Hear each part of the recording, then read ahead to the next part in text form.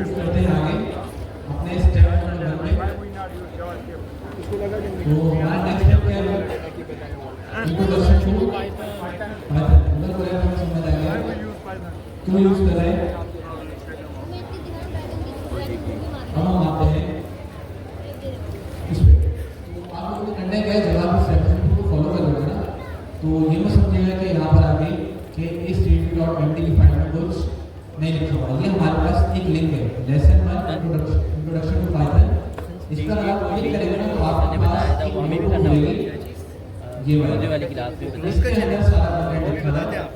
बताएंगे बस आपको क्या करना है, आपके पास ये वाली नोट खुल जाएगी। अब सबसे पहले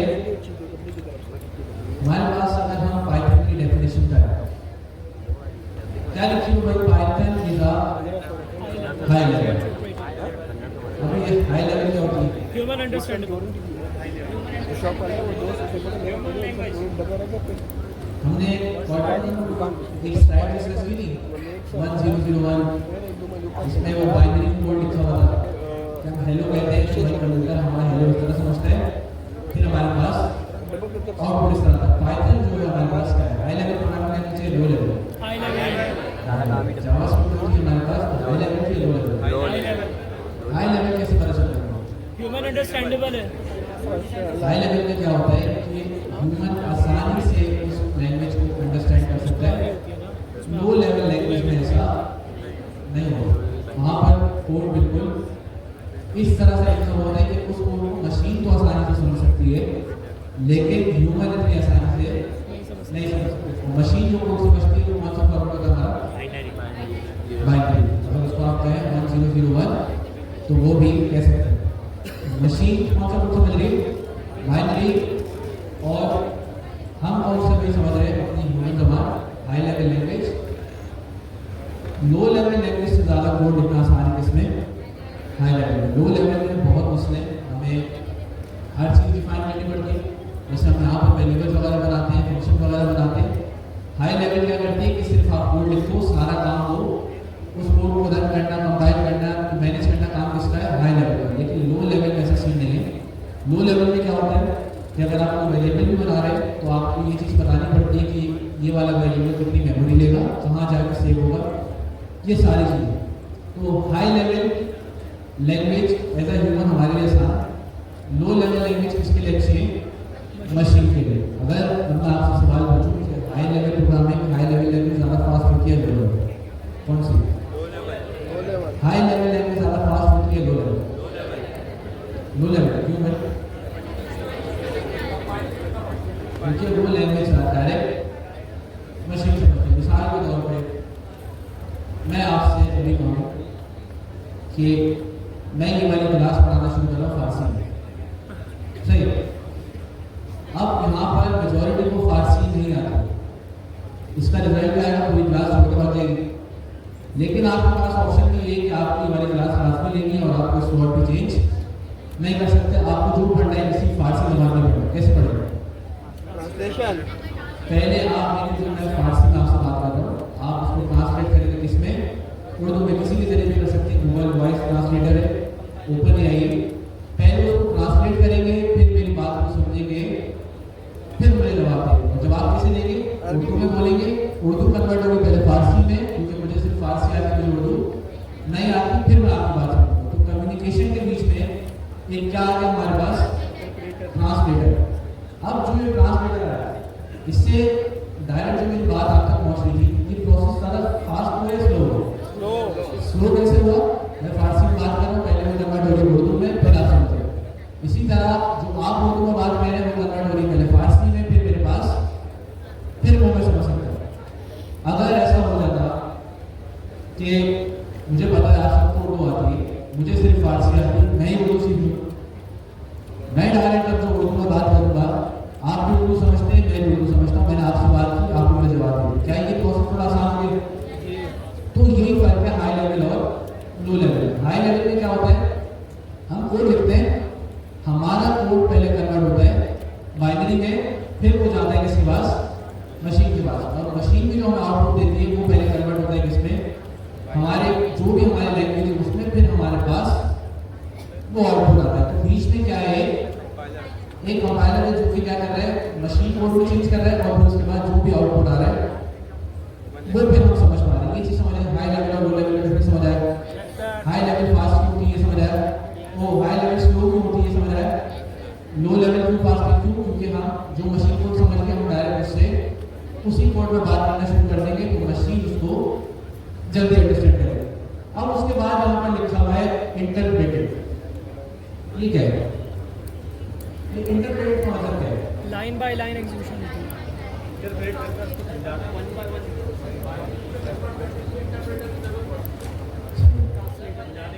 इंटरप्रेटर होता क्या है,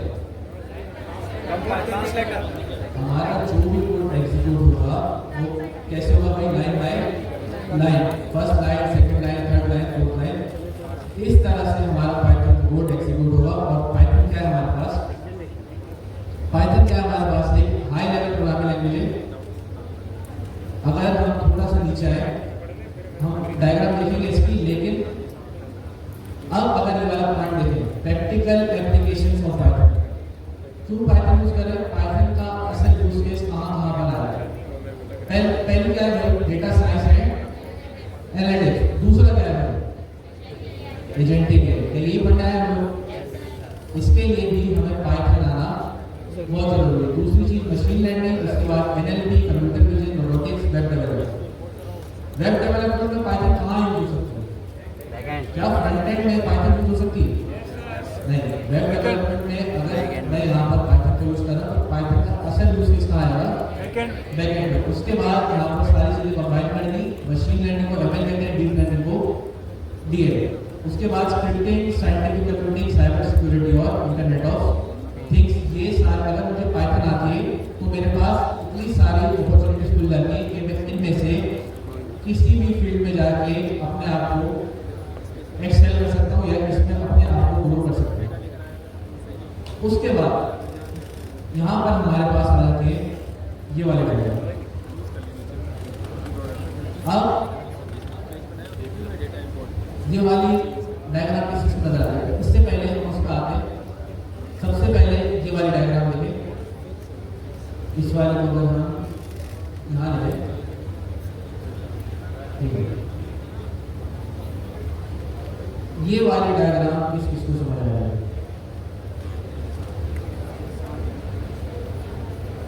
ये वाली डायग्राम कौन कौन समझा सकते हैं,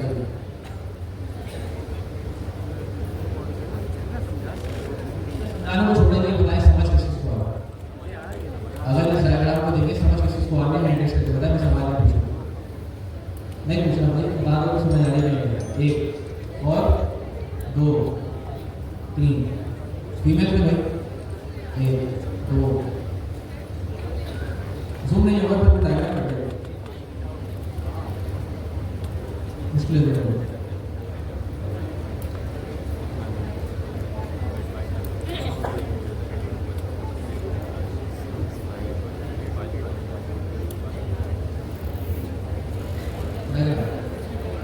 अच्छा, तो ये क्या क्या बना रहा है, ये डायग्राम हमें बता रही है कि बिहाइंड द सीन जो भी हम पाइथन का कोड रन करते हैं वो एग्जीक्यूट कैसे होता है।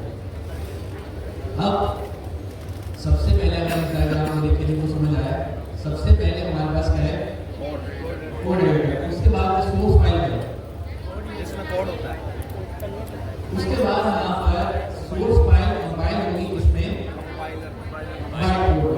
अगर बाइट कोड अक्सर समझ नहीं आया तो हम एक काम करते हैं, अपनी डायग्राम पे आता है तो हम यहाँ पर देखें, सेम वही डायग्राम जो वहाँ पर बनी थी, सिंपल उस डायग्राम को हमने कोशिश की है कि थोड़ा आसान कर दे, वरना अगर आप ये डायग्राम भी देखें तो ये वाली डायग्राम भी बिल्कुल सेम है। तो सबसे पहले हमारे पास क्या है, ये है हमारे पास कोड एडिटर, इसको अगर हम लिख भी लें, ये क्या है हमारा कोड एडिटर।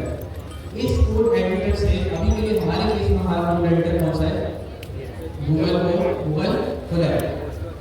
उसके बाद एडिटर के बाद हमने यहाँ पर सबसे पहले अपना कोड रन किया, प्रिंट हेलो।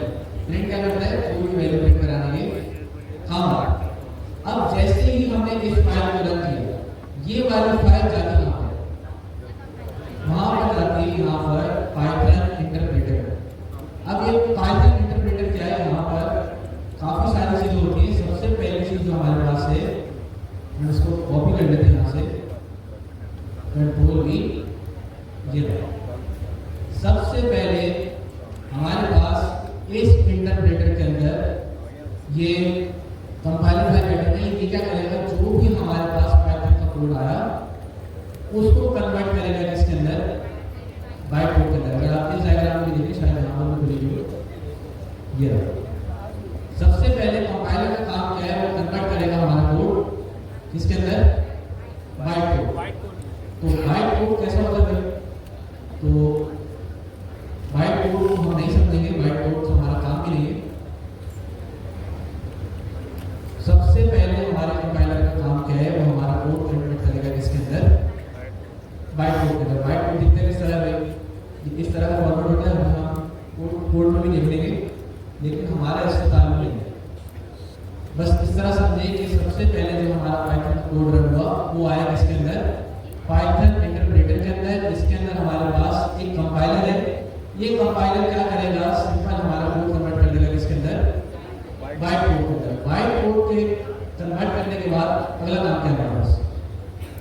उसके बाद आती है हमारे पास वर्चुअल मशीन। अभी वर्चुअल मशीन क्या करती है? वर्चुअल मशीन का काम क्या है? वर्चुअल मशीन है क्या है? ये बताओ। वर्चुअल मशीन का काम ये है कि वो सिंपल क्या करे कि जो भी कंपाइलर ने हमारा कोड बाइट कोड में कन्वर्ट किया, सिंपल उसको एग्जीक्यूट करना। और ये वर्चुअल मशीन आती कहाँ से? जब भी आप अपने पास लोकली पाइथन इंस्टॉल करते हैं तो ये वर्चुअल मशीन उसी के साथ डाउनलोड होती है। और इसका काम क्या होता है कि जो भी हमारा पाइथन का कोड कन्वर्ट हुआ बाइट कोड में, इस बाइट कोड को रन करना। अब ये कोड बाइट कोड में कन्वर्ट नहीं हुआ, फिर वर्चुअल मशीन को समझ लो, ये कौन बता रहा है? क्योंकि जो पाइथन में जो वर्चुअल मशीन है ना, जो पाइथन का जो हमारा पूरा सिंटैक्स कोड चलाने का, वो हमारे बाइट कोड को ज्यादा जल्दी प्रोसेस करेगी बनस्पत इसके किसी नॉर्मल कोड। तो बाइट कोड क्या है? एक तो हमारा जल्दी प्रोसेस होता है, और दूसरी चीज ये कि एक स्टैंडर्ड है कि भाई पाइथन जो भी कोड रन करेगी वो कौन सा कोड रन करेगी? Byte code. अक्सर आप लोगों ने सुना होगा कि भाई जावास्क्रिप्ट बिहेवियर में बहुत सारी चीजें करता है, लेकिन पाइथन भाई एक बहुत स्ट्रेट फॉरवर्ड लैंग्वेज है। इसमें क्या है कि आप कोई भी चीज यूज कर लें, चाहे वो गूगल कोलैब हो, चाहे आप लोगों ने अभी सिंपल पाइथन इंस्टॉल की हो, उसके अलावा हमारे पास एनाकोंडा होता है, मिनीकोंडा है, जाइथन है, आप कोड जैसी पाइथन है, आप कोई भी चीज यूज करें, बिहाइंड द सीन हमारे पास कोड एग्जीक्यूशन का तरीका एक ही है। क्या तरीका है? वो हमारा कोड सबसे पहले कन्वर्ट होगा किसके अंदर? बाइट कोड के अंदर। और बाइट कोड कहाँ जाएगा? हमारे पाइथन की वर्चुअल मशीन के अंदर, जहां पर हमारा सारा का सारा कोड क्या होगा? एग्जीक्यूट होगा। अब एग्जीक्यूट हम इसमें क्यों करा रहे हैं? क्योंकि बाइट कोड ज्यादा जल्दी प्रोसेस होता है। वर्चुअल मशीन का काम क्या होगा? वो सिंपल हमारा कोड कन्वर्ट करेगा किसके अंदर? बाइनरी में। जो बाइनरी में कन्वर्ट हुआ, अब बाइनरी में कन्वर्ट हुआ, बाइट कोड और बाइनरी बिल्कुल डिफरेंट चीजें, कभी भी इसको मैच नहीं करेगा। क्यों? क्योंकि अब जो हमारी मशीन को हमें कोड समझाना है वो कौन सा फॉर्मेट होगा? बाइनरी। यहाँ से बाइनरी में कन्वर्ट होने के बाद ये प्रोग्राम क्या हो जाएगा? रन। और जब भी ये प्रोग्राम रन होगा हमारे पास सिंपल आउटपुट क्या आ जाएगा? हेलो। हेलो चला था। तो सिंपल एक बार रिवाइज करने में नहीं समझ आ रहा। जब भी हमारा कोड रन होगा क्या होगा? सबसे पहले कोड एडिटर से हम क्या रन करेंगे? जो भी हमारा कोड होगा, इस केस में हमने क्या क्या रन किया है? Print hello. जब भी कोई पाइथन का कोड रन होगा, पाइथन का जब भी कोई कोड रन होगा वो जाएगा किसके अंदर? पाइथन के इंटरप्रेटर के अंदर। इंटरप्रेटर का पहला काम क्या है? वो हमारे सारे पाइथन को कंपाइल करेगा किसके अंदर? बाइट कोड के अंदर। अब यहाँ पर एक लफ्ज आ रहा है कंपाइल करेगा। तो ये मत समझिएगा कि पाइथन इंटरप्रेटर लैंग्वेज नहीं है, सारा का सारा कोड एक साथ कंपाइल होगा, सारा का सारा एक साथ चलेगा, ऐसा नहीं है। पाइथन क्या है? हमने अभी एक चीज डिस्कस की थी, लाइन बाय लाइन चलते उसको क्या कहते हैं?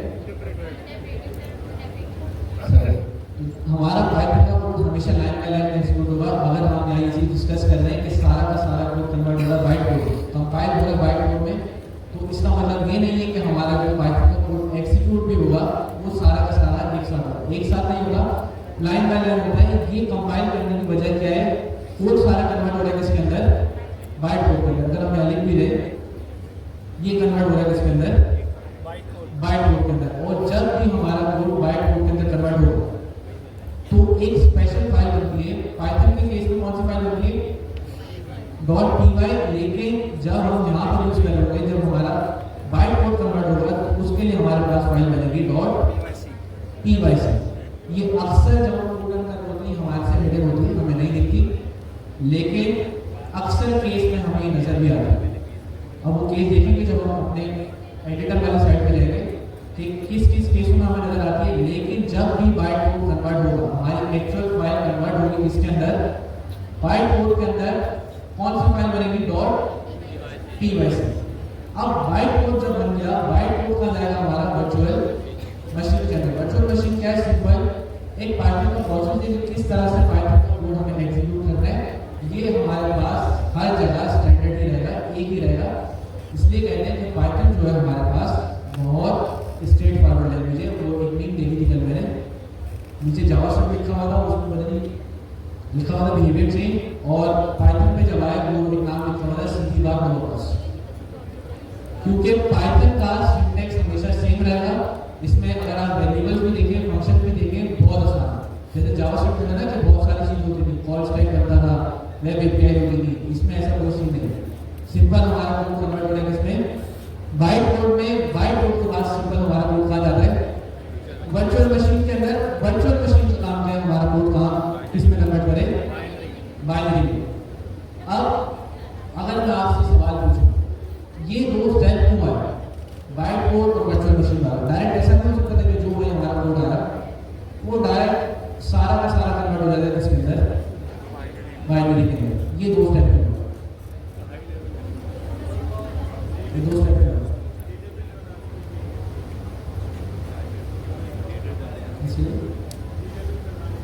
इसको बाइट कोड कैसे करोगे, बाइट कोड करोगे तो अभी जैसे हमने डिस्कस किया बनस्पत इसके पाइथन का जो इंटरप्रेटर है, जो वर्चुअल मशीन है, वो दूसरा कोड एग्जीक्यूट करे, वो हमारे बाइट कोड को ज़्यादा अच्छे से प्रोसेस कर सकते हैं। इस वजह से जो पाइथन का इंटरप्रेटर है, जो स्टैंडर्ड है, वो पहले कन्वर्ट करता है सारा कोड किसके अंदर, बाइट कोड के अंदर। बाइट कोड सारा का सारा उसके जाता है कहाँ पर, virtual machine. Virtual machine process करती है किसको, सारा बाइट कोड, और उसको कन्वर्ट करती है किसके अंदर, बाइनरी के अंदर। बाइनरी कोड फिर रन होता है, वाला प्रोग्राम रन होता है, और हमारे पास सिंपल क्या आता है, आउटपुट। अब ये वाली डायग्राम अगर समझ आए तो ये डायग्राम समझना भी बहुत ईजी है। यहाँ पर भी क्या काम हो रहा है, सिंपल हमारा क्या है, सबसे पहले क्या है हमारा कोड एडिटर, उसके बाद हमारी क्या है सोर्स फाइल। सोर्स फाइल के बाद हमारा कोड कहाँ जा रहा है, सारा कंपाइलर के पास। कंपाइलर क्या करेगा, कंपाइलर का काम ये है कि वो हमारा जितना भी पाइथन का कोड आया इस तरह से उसको कन्वर्ट करेगा किसके अंदर, बाइट कोड के अंदर। और जब वो बाइट कोड के अंदर कन्वर्ट करेगा, उस फाइल की सेक्शन क्या होगी, .py। फिर ये वाला बाइट कोड के कहाँ जाएगा, वर्चुअल मशीन के अंदर। अब हमारे पास कोड इंटरप्रेटर यहाँ पर आ रहा है बाइनरी कोड, लेकिन इसके साथ एक और चीज आ रही है, लाइब्रेरी मॉड्यूल्स। अब ये क्या है, ये तो मैं डिस्कस नहीं किया। लाइब्रेरी मॉड्यूल्स क्वार्टर 1 में थे हम लोग, हमारा पढ़ा था क्या था, लाइब्रेरी थी। हम उसको अलग से इंस्टॉल करते थे, जितने भी हमारे पास उसकी चीजें आती थी हम उसको अपने कोड में एग्जीक्यूट करते थे। इसी तरह हमने नेक्स्ट चीज पढ़ी, हमने बाहर से लाइब्रेरी कोड की थी शेड्स के। तो पाइथन की जितनी भी लाइब्रेरी या मॉड्यूल है वो भी कहाँ जाएगी, सारे पहले वर्चुअल मशीन के अंदर। क्यों, क्योंकि हमारा जो कोड एग्जीक्यूट हो रहा है लाइब्रेरी या मॉड्यूल को यूज करते हुए, वो तो हमने यहाँ भेजे नहीं। तो जब भी हमारा कोड एग्जीक्यूट होगा तो ये मॉड्यूल के साथ जाएंगे, तो वर्चुअल मशीन क्या करेगी, हमारा बाइट कोड और हमारी सारी लाइब्रेरी और मॉड्यूल से कोड भी इसी के साथ कंपाइल करेंगे किसके अंदर, बाइनरी के अंदर। बाइनरी या मशीन कोड ये काम उसके बाद बाइनरी के बाद क्या होगा, सिंपल हमारा प्रोग्राम रन होगा, प्रोग्राम रन करने के बाद क्या आ जाएगा हमारा आउटपुट। तो ये चीज समझे। हमारे पास जावास्क्रिप्ट में भी ऐसा होता था, लेकिन हमने जावास्क्रिप्ट में ये चीजें, क्योंकि आप तब नए नए आए थे, हमने ये चीजें नहीं सीखी। अगर हम ये आपके साथ क्वार्टर 1 में करते तो शायद जितनी स्ट्रेंथ अभी नजर आ रही है वो हमें नहीं नजर आती। हमने बाकी चीजें बहुत आसान की। तो अगर मैं आपको, मैंने शायद बनाई नहीं, अगर मैं आपको जावास्क्रिप्ट में दिखाना, जावास्क्रिप्ट में ऐसा सीन होता है। तो जो काम हमने अभी किया ना, ये वाली चीज़ कि पहले बाइट कोड आ रहा है, फिर ये सारी चीज़ आ रही है, तो जावास्क्रिप्ट में भी ऐसा चीज़ ऐसी होती है। जावास्क्रिप्ट का एग्जीक्यूशन कॉन्टेक्स्ट बनता है, फिर जावास्क्रिप्ट का कोड हमारे पास 2 फील्ड में चलता है, मेमोरी है, तो ये सारी गेम वहाँ पर भी होती है। लेकिन पाइथन थोड़ी आसान है बनिस्बत इसके जावास्क्रिप्ट।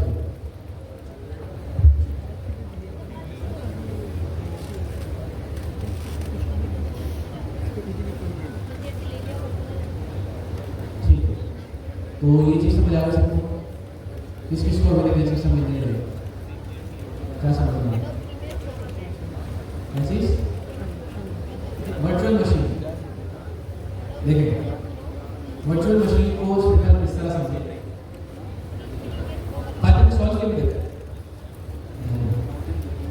आप अपने बोर्ड में, अपने पीसी में, जैसे हम जावास्क्रिप्ट चलाते हैं, जावास्क्रिप्ट चलाने के लिए हमें कोई चीज इंस्टॉल नहीं करनी पड़ती, लेकिन पाइथन चलाने के लिए हमें पाइथन के पैकेज को इंस्टॉल करना पड़ता है अपने पास। इस तरह समझें कि जब हम पैकेज इंस्टॉल करते हैं तो वर्चुअल मशीन उसी के साथ इंस्टॉल होती है। डायरेक्ट हम पाइथन को अपने लोकल सिस्टम में इंस्टॉल किए बगैर पाइथन को रन नहीं कर सकते। क्यों? क्योंकि यहाँ पर कॉन्सेप्ट आता है कौन सा, वर्चुअल मशीन वाला। क्योंकि जो भी हमारा कोड रन करेगी वो कौन करेगी, वर्चुअल मशीन। वर्चुअल मशीन आती कब है, जब हम पाइथन को इंस्टॉल करते हैं। पाइथन को किसी भी तरह इंस्टॉल करें आप, चाहे डायरेक्ट सी पाइथन करें, चाहे आप एनाकोंडा करें, और भी होते हैं काफ़ी सारे, मिनीकोंडा, जाइथन, और भी नाम हो गए क्या पता ही नहीं। और या हम गूगल कोलैब में यूज़ करें, हमारे पास वर्चुअल मशीन हमेशा होगा। जी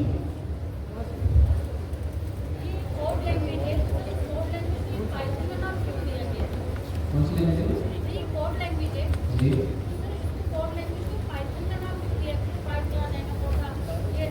नहीं पाइथन प्रोग्रामिंग लैंग्वेज का नाम है ना, कोडा ये सारी चीजें इंस्टॉलेशन के बाद ये लैंग्वेज है ना, कोडा लैंग्वेज नहीं है। हर किसी चीज का काम डिफरेंट है, इसलिए अभी तो बनाना है सॉल्यूशन। इसका एक ही तरीका है कि आप अपना नाम बताएं हमें, हम इसके जो क्रिएटर था उसको भेज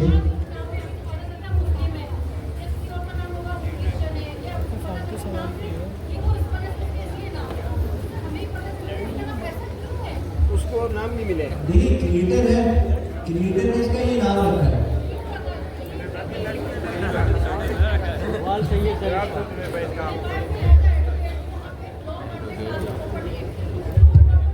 इजाज़त है ना जब भी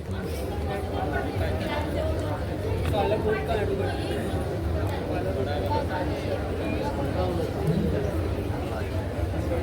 पाइथन क्यों रखा है कुछ एनाकोंडा की अच्छा, मतलब किसी कॉन्सेप्ट पे बेस नहीं है, मैंने इस पे तो पाइथन नाम को रखा। हाँ नहीं, ये मैं नहीं बता रहा हूँ, क्लियर कर रहा हूँ कि जिसने लैंग्वेज बनाई, जैसे अब हमारे पास जावास्क्रिप्ट है, अब हम इस चीज़ में भी बेस कर सकते थे कि जावास्क्रिप्ट नाम को रखा। इसी तरह पर हमारे पास टाइप वाली लैंग्वेज आई तो हम उसका नाम, हमने नहीं, जिसने बनाई माइक्रोसॉफ्ट ने उसका नाम रख दिया टाइपस्क्रिप्ट। अब बनाने वाला उस टाइम क्या सोच रहा था ये मैं आपको कैसे बता सकता हूँ? ये तो मैं डिफाइन नहीं कर सकता ना कि पाइथन बनाने वाले ने पाइथन नाम क्यों रखा। पाइथन में लफ्ज़ी मायने बताना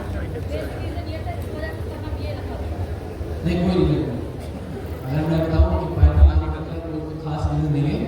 ये बनाने वाले ने 1990 कुछ में, मुझे ईयर भी याद नहीं है, उसने जब ये लैंग्वेज बनाई उस टाइम उसी ने नाम रखा इसका पाइथन। तो इसमें मुझे इतना पता भी नहीं क्यों रखा, ना मैंने कभी ऐसा सोचा कि ऐसा भी कॉन्सेप्ट कैसे बना सकते हैं, लेकिन इसका कोई प्रॉब्लम नहीं है।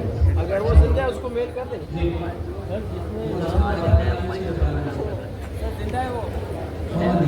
मोंटी पाइथन सर वो एक वो था सर्कस था। जी मोंटी पाइथन एक सर्कस था, वो उसका फैन था जिसने पाइथन बनाया। इसकी बेस पे इसका नाम आता था। अच्छा 1980 ब्रिटिश या बिल्कुल। सर आगे बढ़ जाए। तो वो इसी वजह से सवाल है, उसका सवाल यही था ना जवाब तो कि वो उसका फैन था, उसने ये सोच के नाम रख दिया।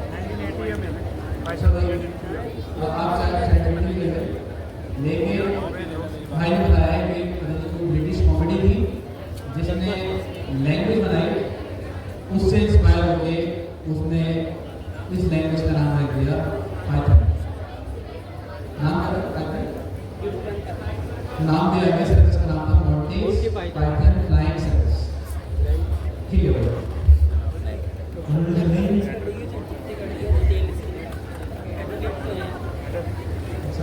आप लोगों को मुस्तवज्जा करके नहीं कहा। हमें नाम नहीं पता मसले तो क्या इसको मोंटी का नाम पता था। बेसिकली ब्रिटिश कॉमेडी सर्कस था जिसका नाम मोंटी पाइथन फ्लाइंग सर्कस के नाम से था। तो वो इंस्पायर्ड था उससे, तो उसने उसका नाम रख दिया। जैसे कल को मैं अपने स्टार्टअप पे काम कर रहा हूँ, ये अली भाई बड़े पसंद है, मेरे दोस्त है, मैं कभी उनके नाम पे अपने स्टार्टअप पे काम कर रहा हूँ, ऐसे उसने नाम रख दिया। ठीक है भाई। अब हमारे पास अगला स्टेप आता है व्हाट इज पाइथन बाइटकोड। इस पे हमने थोड़ी सी मैं इसके लिए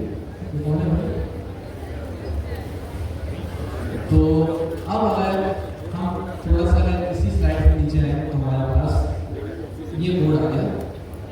अब अगर मैं आपसे कहूँ कि ये कोड किस किस को समझ आ रहा है, ऐसा कोई हमारे क्लास में इसको ये वाला कोड समझ आ रहा है, क्या हो रहा है? काम हो रहा है।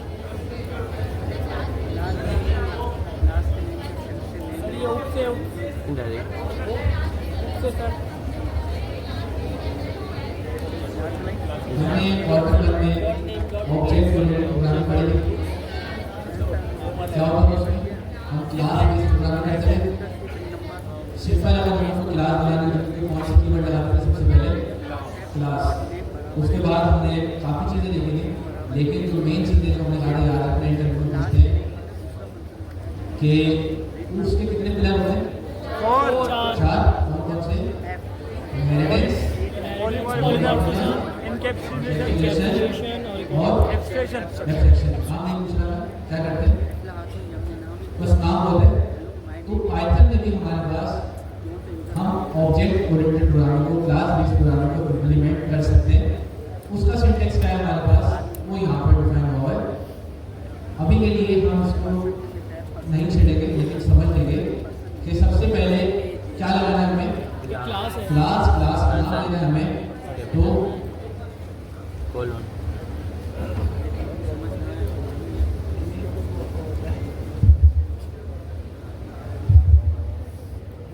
सही। दूसरी चीज क्या है इसमें? फंक्शन है क्लास का नाम पर्सन। अब यहाँ पर हम पहले लगाते थे कंडीटेबल, लेकिन अब हमने लगाया यहाँ पर कॉलम क्यों लगाया? पाइथन में आप लोगों को नहीं पता, मैं बता रहा था कि पाइथन में इस तरह नहीं होता कि जैसे हम बाकी प्रोग्रामिंग लैंग्वेज में करते हैं कि कर्ली ब्रैकेट डालते हैं, उसके अंदर सारा का सारा कोड लिखे होते हैं। पाइथन में हमारे पास एक नाम फेमस है जिसको हम कहते हैं इंडेंटेशन।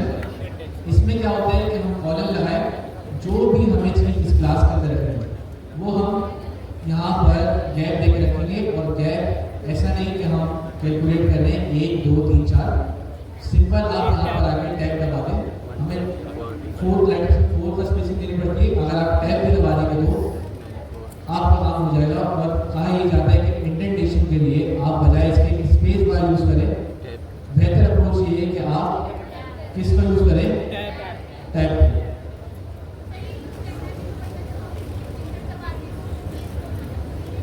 जी ये स्कोर में तो बहुत हो जाता है, लेकिन अक्सर ऐसा होता है कि अगर ये पता होना इसलिए ज़रूरी है कि इंटरव्यू में ना कॉपी पेन दे देते हैं कभी-कभी।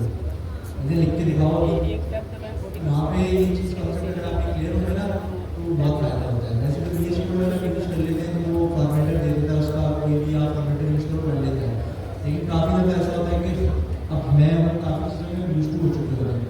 वो चीज़ पता भी होती है, लेकिन क्योंकि AI को यूज़ करते हुए उन चीज़ों के इतनी आदी हो गए हैं कि वो कॉन्सेप्ट दिमाग से निकल जाते हैं। इसलिए क्लियर होना कि इंटरव्यूज में बहुत, जैसे अभी मैंने पूरी थ्योरी बताई, काफ़ी लोग माशाल्लाह थ्योरी में बहुत अच्छे से लोग सुना, उसके जवाब भी दिए, काफ़ी लोग माशाल्लाह सुन रहे थे। ये होता है थ्योरी का ड्राई टॉपिक होता है, लेकिन थ्योरी में क्योंकि बहुत ज़रूरी होता है आपको उस चीज़ का बिहाइंड द सीन जो वर्किंग है वो पता होना चाहिए, क्योंकि इंटरव्यूज में उससे रिलेटेड सवाल रहते हैं, तो ये फायदा होता है। तो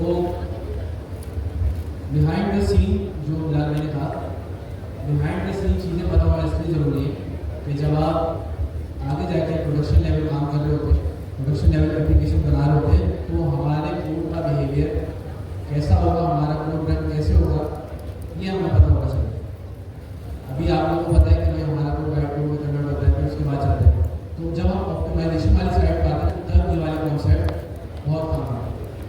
ऊपर से बताना कि सिंपल ये बताना कि भाई वाइट कोड में कन्वर्ट होता है, ये भी नहीं बताऊँगा भाई मैं इस तरह बोलूँ कि कंपाइल होता है इस तरह चलता है, ये बताना बहुत आसान है। और अगर मैं इस तरह बताऊँ आप लोग खुशी खुशी यहाँ से जाएंगे, लेकिन बिहाइंड द सीन बताने का मकसद क्या है कि आपको एक्चुअल वर्किंग पता हो कि ये चीज़ काम कैसे करे, और ये चीज़ आपके सिर्फ भी काम नहीं आएगी। जब आप इंटरव्यूज में जाते हैं ना, खास तौर पर लड़के अक्सर फीमेल नहीं आती, तो जॉब्स वाली साइड में जब आप जाते हैं तो ऐसे सवाल बहुत होते हैं, बहुत ज़्यादा। आपसे हर इनर वर्किंग पूछी जाएगी, चाहे वो जावास्क्रिप्ट की हो चाहे वो पाइथन की हो। तो जब भी कोई प्रोग्रामिंग लैंग्वेज पढ़े, सिंटेक्स नहीं समझे, ये भी चीज़ समझे कि बिहाइंड द सीन क्या काम हो रहा है, कि वाला कोड एग्जीक्यूट कैसे हो रहा है। तो हम आगे अब अगर मैं आपसे पूछूं ये इनिट क्या है, इनिट पता है क्या है, क्या है ये? कंस्ट्रक्टर। जावास्क्रिप्ट पढ़ा था ना कंस्ट्रक्टर, कंस्ट्रक्टर क्या होता है? तो जो भी हम क्लास बना रहे हैं, उस क्लास को हमें डायनामिक बनाना है, तो उसके लिए क्या यूज़ करते हैं? कंस्ट्रक्टर। पाइथन में कंस्ट्रक्टर कुछ इस तरह लिखा जाता है। इस पर हम आगे बहस करेंगे। चलो अब अगर मैं आपसे पूछूं, इधर आइए, ये वाला कोड कौन सा है? White code. ये कौन समझ आ रहा है? वाइट कोड है सर। कौन सा कोड है ये? White code. कैसे पता चला? हमने अभी डायग्राम में देखा था, इतना अच्छा भी नहीं था, लेकिन हमने ये load cost print item print value लिख दिया था। तो अगर हम ये तो अगर हम अपना वाइट कोड देखना चाहें कि हमारा जो कोड है वाइट कोड में कन्वर्ट होकर कैसा नजर आएगा, तो सिंपल हमने एक क्लास बनाई है पर्सन की, हमें एक यहाँ पर एक फंक्शन इंपोर्ट करना पड़ता है dis, तो पाइथन भाई जब इंस्टॉल करते हैं तो हमारे पास डिफॉल्ट मिलता है हमें, और इस फंक्शन को कॉल करके हमें सिर्फ क्लास पास कर लिए तो हमारे पास सारा का सारा वाइट कोड शो हो जाता है। हम अब आते हैं अपने नेक्स्ट स्टेप पे। हमने कवर क्या क्या करना है आज, टाइम कम है वैसे, प्रिंट हमने कर लिया। अगला स्टेप है हमारे पास इंटीजर और स्ट्रिंग। अच्छा, ये जो मैंने टॉपिक सिखाए वो लिस्ट कर लिए, लेकिन ये कोई इतने डिफिकल्ट टॉपिक्स हैं नहीं। आप लोगों को मेजर ये था कि पाइथन बिहाइंड द सीन चलती कैसे है, पाइथन में क्या है, वाइट कोड क्या है, आपको पता होना चाहिए। तो ये सारी चीज़ें अगर आपको क्लियर हो गई, ये वाले तो जो जावास्क्रिप्ट में किया था बस थोड़ा सा वहाँ पे नंबर होता है, यहाँ पे इंटीजर होता है,